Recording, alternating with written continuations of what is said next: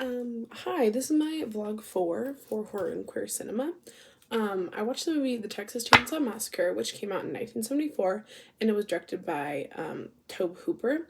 This movie was made through an independent film company, separate from all the big ones, and it was made with a budget of around $140,000, which I think it equated to about like $700,000 now.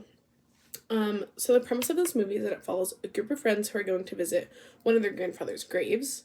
One of the couples finds a swimming hole and ends up stumbling across a house of cannibals, as it turns out, one of whom they picked up earlier as a hitchhiker, which isn't revealed until later that he's related to all of them. The movie is very campy and it's very gory all throughout the movie. And it's a relatively quickly fast-paced movie, and a lot of it takes place at the house and within kind of the field surrounding it.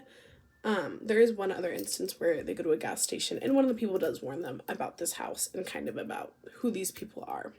There's one surviving girl, and part of the family of monsters also survives, which ends up leading to the following sequels that are made after this movie. The point of the film could be the fear of the unknown. There's this big house who they were previously warned about, but the friends end up going up there, finding it anyways. Within this house, there's the three cannibals, two brothers, and the dad, as well as their old grandpa, who are very scary, hunting them down and tracking them all throughout, trying to kill them, and then end up eating them. There's one called Leatherface who's wearing a mask, one of whom they picked up earlier, and one who appears to be helping the surviving girl, but ends up being the father of them and ends up taking her to them. They don't know who they are, what they're doing, which is kind of adding to the fear of the unknown. This is a pretty iconic horror film due to the gore and the violence of the film. There's a lot of the major iconography that is seen in previous films as well as films for the future. There's the girl who's screaming the whole time, and there's the other monsters, and also the skeletons in the chair, which we've seen in other movies. It's very campy, very fast-paced, and very intense all throughout the film, and it's just very violent all throughout, as there's multiple serial killers chasing them around with chainsaws, trying to hang them up, and then trying to eat them. And this also helps influence future slasher films that are made after this. I did have a little bit of trouble of finding the queerness within the characters, but since the whole film was very campy and it's very dark, but it also has some comedy to their decisions and kind of what they're doing and how it's all laid out.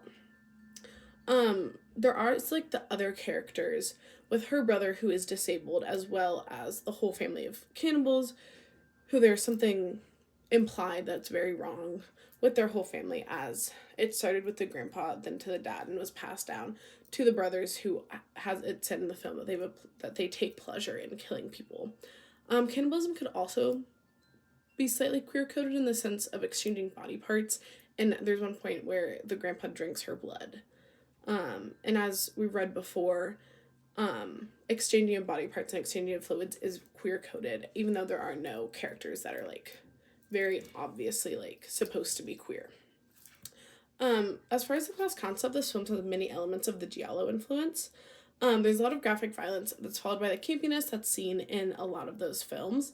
One of the major elements that does take place in the giallo films is how they're filmed. There's a lot of tracking shots, as the camera is following the subject all throughout the film while they're running from the people where they are in the room. There's a lot of those kind of tracking shots.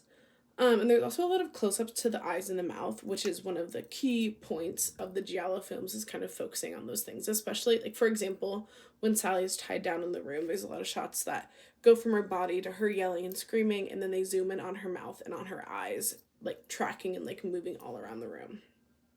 I liked how fast-paced this movie was. It was very intense. There was a lot of action that was happening throughout the whole thing, which I really appreciated. Sometimes these movies can be a little slow, but this one did not have that issue.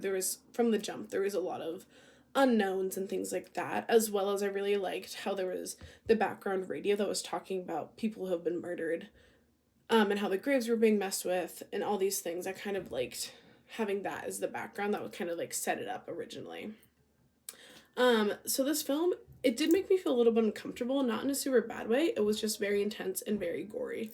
Gore usually does not freak me out, but this movie was very quick and it was all happening at once. So yeah, this is my review on the Texas Chainsaw Massacre.